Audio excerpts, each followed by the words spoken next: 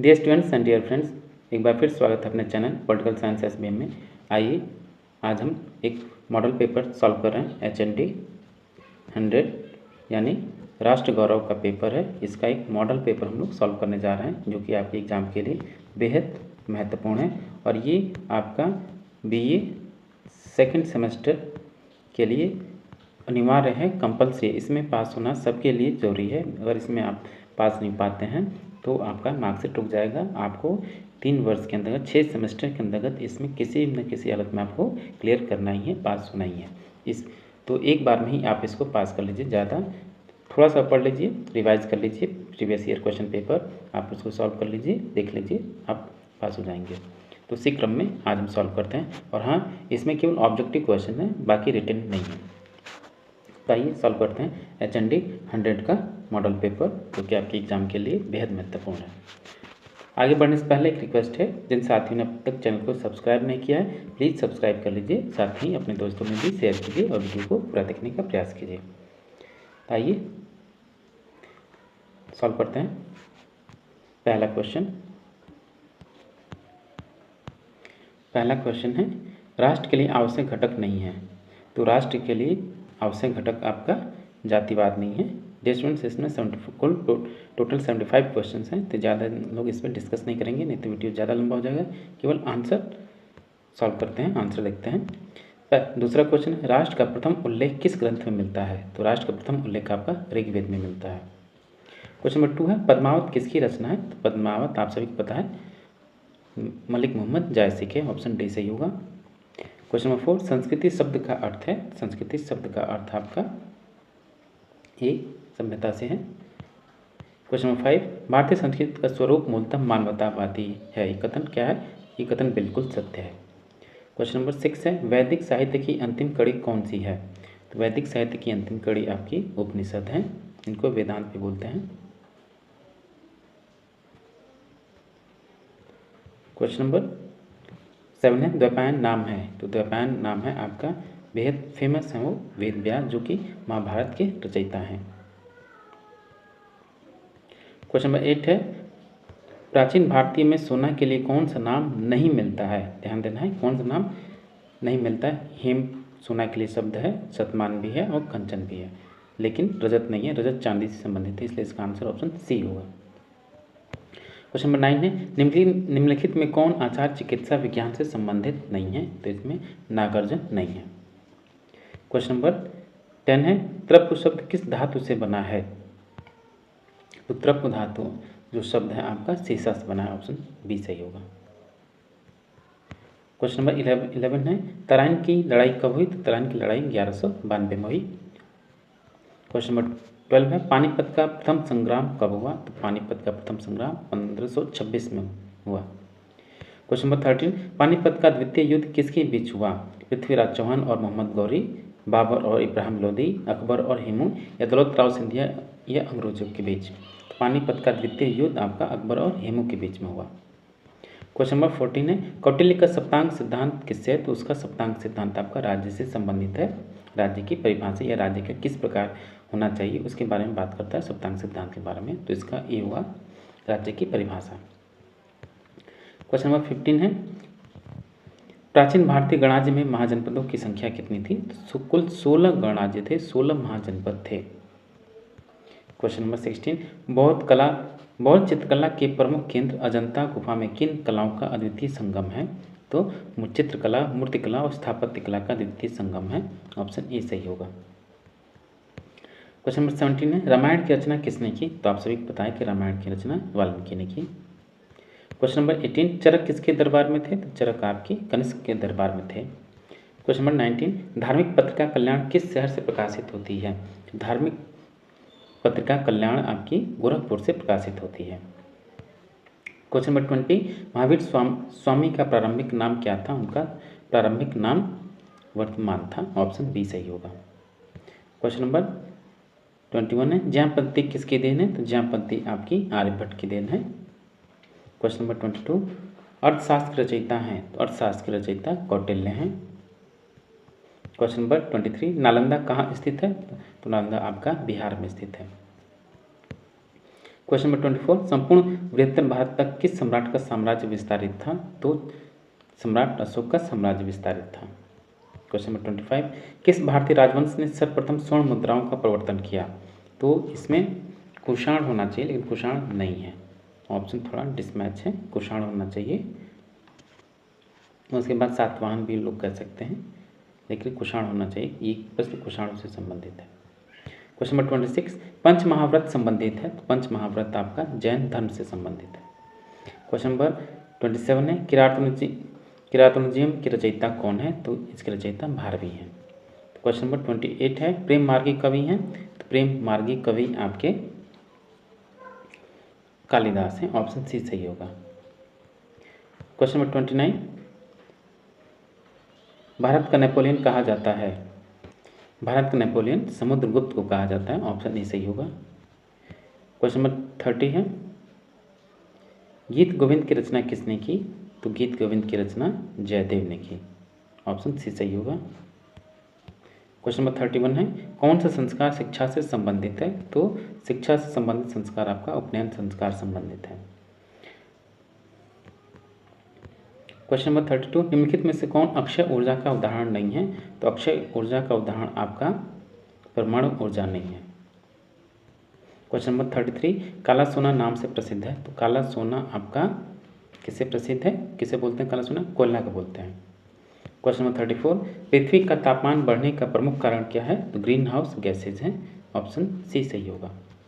Question number 35, विश्व पर्यावरण दिवस कब मनाया जाता है? तो विश्व पर्यावरण दिवस आपका 5 जून को मनाया जाता है। क्वेश्चन नंबर 36, भारत में पर्यावरण संरक्षण अधिनियम कब पारित किया गया? तो भारत में पर्यावरण संरक्षण अधिनियम आपका 1986 में पारित किया गया। क्वेश्चन नंबर 37, विश्व पर्यावरण संरक्षण दिवस कब मनाया जाता है? तो प्रत्येक वर्ष 26 नवंबर को विश्व पर्यावरण दिवस मनाया जाता है, ऑप्शन ए सही होगा, 26 नवंबर। क्वेश्चन नंबर 38, सूर्य में ऊर्जा कहाँ से होती है? तो सूर्य में ऊर्जा आपकी नाभिकीय संलयन से निर्मित होती है। क्वेश्चन नंबर 39 है, निम्न में वायु प्रदूषक कौन है? निम्न वायु प्रदूषक आपका कार्बन मोनोऑक्साइड। क्वेश्चन नंबर 40, पर्यावरण के अंतर्गत समाहित है? तो पर्यावरण के अंतर्गत आपका जल, वायु, भूमि सभी समाहित हैं, तो ऑप्शन डी सही होगा। नेक्स्ट क्वेश्चन है, जलवायु परिवर्तन का कारण है? तो जलवायु परिवर्तन का कारण आपका ग्रीन हाउस गैसेज, ओजोन परत का क्षरण, प्रदूषण, इसलिए इसका आंसर ऑप्शन डी होगा, उपयुक्त सभी। क्वेश्चन 42, वातावरण सर्वाधिक प्रदूषक गैस कौन सी है? तो वातावरण सर्वाधिक प्रदूषक गैस आपकी बेंजीन है। क्वेश्चन नंबर 43, वन महोत्सव सप्ताह कब मनाया जाता है? वन महोत्सव सप्ताह आपका 1 से 7 जुलाई के मध्य मनाया जाता है। क्वेश्चन नंबर 44, प्रदूषण रहित ऊर्जा प्राप्ति का सही विकल्प क्या है? तो इसका आंसर ऑप्शन ए भी सही होगा, बी भी सही होगा, सी भी सही होगा, तो ऑप्शन डी सही होगा। क्वेश्चन नंबर 45, वायुमंडल की किस परत को सुरक्षा परत के रूप में जाना जाता है? ओजोन मंडल को सुरक्षा परत के रूप में जाना जाता है। क्वेश्चन नंबर 46, पृथ्वी के तापमान में वृद्धि का कारण है? तो पृथ्वी के तापमान में वृद्धि का कारण आपका क्या है? और ग्रीन हाउस गैस में निरंतर वृद्धि। क्वेश्चन नंबर 47, ऊर्जा का गैर परंपरागत स्रोत है? जल ऊर्जा, पवन ऊर्जा, भूगर्भीय ताप ऊर्जा या उपयुक्त सभी? तो इसका आंसर होगा उपयुक्त सभी।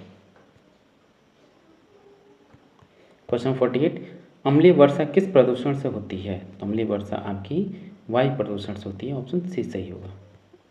क्वेश्चन 49, अम्ल वर्षा वायुमंडलीय सांद्रता बढ़ने के कारण होती है? तो सल्फर के ऑक्साइड और नाइट्रोजन के ऑक्साइड से, ऑप्शन ए सही होगा।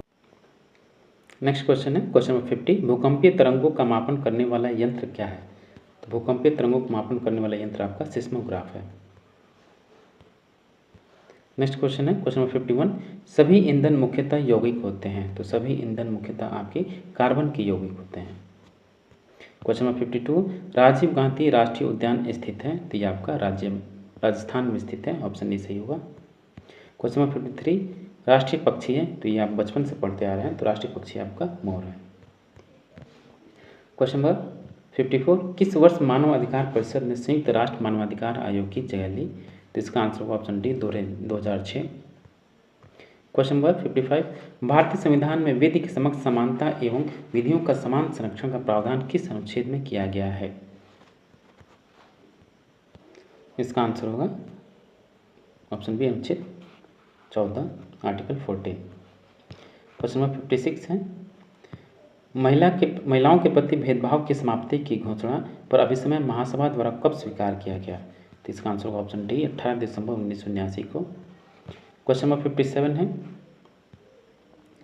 भारतीय संविधान के किस भाग में राज्य की नीति निर्देशक तत्वों का प्रावधान है? तो भाग 4 में लेकर अनुच्छेद 36 से लेकर 51 तक आपके DPSP directive principle of state policy, जिसको हम राज्य की नीति निर्देशक तत्व बोलते हैं, उनका उल्लेख है भाग 4 में। क्वेश्चन नंबर 58, अंतर्राष्ट्रीय महिला दिवस किस तिथि को मनाया जाता है? तो आप प्रत्येक वर्ष 8 मार्च को अंतर्राष्ट्रीय महिला दिवस मनाया जाता है। क्वेश्चन नंबर 59, मानवाधिकार मानवों को क्या सभ्य और सम्मानजनक जीवन प्रदान करने का एक मंच है? Option C. नेक्स्ट क्वेश्चन है क्वेश्चन नंबर 60, राष्ट्रीय मानवाधिकार आयोग है, तो याद रहे राष्ट्रीय मानवाधिकार आयोग आपका एक सांविधिक आयोग है, न कि संवैधानिक, क्योंकि संविधान मूलतः संविधान में इसका उल्लेख नहीं किया गया है, बाद में इसका बना, इसलिए ये स्टैट्यूटरी बॉडी है। ऑप्शन बी सही होगा, सांविधिक निकाय।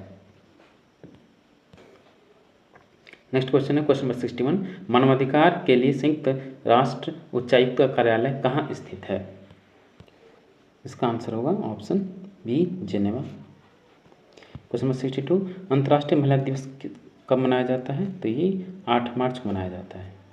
क्वेश्चन नंबर 63 है, भारतीय संविधान के तहत संपत्ति का अधिकार क्या है? कानूनी अधिकार है, लीगल राइट है, यानी विधिक अधिकार है। क्वेश्चन नंबर 64, अंतर्राष्ट्रीय मानवाधिकार दिवस मनाया जाता है, तो अंतर्राष्ट्रीय मानवाधिकार दिवस प्रत्येक वर्ष 10 दिसंबर को मनाया जाता है। क्वेश्चन नंबर 65, तीसरी पीढ़ी के मानवाधिकार को जाना जाता है किसके रूप में? नागरिकों के अधिकार, विकास का अधिकार, सामूहिक अधिकार, महिलाओं का अधिकार। तो इसका ऑप्शन होगा सी, सामूहिक अधिकार। क्वेश्चन नंबर 66 है, सभी मानव अधिकार सभी व्यक्तियों में अंतर्निहित हैं क्योंकि मनुष्य आपका एक तर्कसंगत प्राणी है। क्वेश्चन नंबर 67, भारत के संविधान में काम करने का अधिकार किस अनुच्छेद में है? तो अनुच्छेद आपका काम करने का अधिकार आपका अनुच्छेद। नेक्स्ट क्वेश्चन है क्वेश्चन नंबर 68, भारत के संविधान में समान कार्य के लिए समान वेतन की व्यवस्था सुनिश्चित है, तो समान कार्य के लिए समान वेतन आपका अनुच्छेद 39D में है। क्वेश्चन नंबर 69, सार्वभौमिक घोषणा पत्र में कौन सा अनुच्छेद विश्राम एवं खाली समय का अधिकार की व्याख्या करता है? तो ये आपका अनुच्छेद 24 है। क्वेश्चन नंबर 70 है, मानवाधिकारों की सार्वभौमिक घोषणा पत्र में प्रत्येक व्यक्ति तथा उसके परिवार के लिए उपयुक्त जीवन स्तर का अधिकार किस अनुच्छेद में दिया गया है? तो अनुच्छेद 24(1) है। इसका आंसर होगा क्वेश्चन नंबर 17 का आंसर होगा आपका 25C। नेक्स्ट क्वेश्चन है 72, मानवाधिकारों की सार्वभौमिक घोषणा पत्र में किस अनुच्छेद में संघ बनाने की स्वतंत्रता दी गई है? तो अनुच्छेद 19 में दी गई है। क्वेश्चन नंबर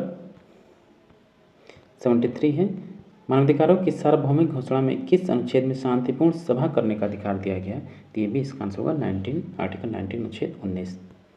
क्वेश्चन नंबर 74 है, भारत के संविधान में भूत लक्षित दंड विधि के विरुद्ध अधिकार किस अनुच्छेद में दिया गया है? इसका आंसर होगा अनुच्छेद 20(1). क्वेश्चन नंबर 75 और लास्ट क्वेश्चन आपका, भारत के संविधान में एक अपराध के लिए एक से अधिक बार दंड के विरुद्ध अधिकार दिया गया है, तो अनुच्छेद 20 होगा, अनुच्छेद 20(1) होगा, ऑप्शन ए। तो डियर स्टूडेंट, ये था आपका HND 100 का मॉडल पेपर जिसको हम सॉल्व किए। आप इसको अच्छे से देख लीजिए, आपके एग्जाम के लिए बेहद महत्वपूर्ण है, बेहद लाभदायक है, जिससे आपके मार्क्स अच्छे आ सकते हैं। आप अपने दोस्तों को भी शेयर कीजिए। और चलते चलते एक बार फिर से रिक्वेस्ट है कि जिन साथियों ने अब तक चैनल को सब्सक्राइब नहीं किया, प्लीज़ सब्सक्राइब कर लें और अधिक से अधिक शेयर करें। मिलते हैं आपसे नेक्स्ट वीडियो में, and thank you for watching.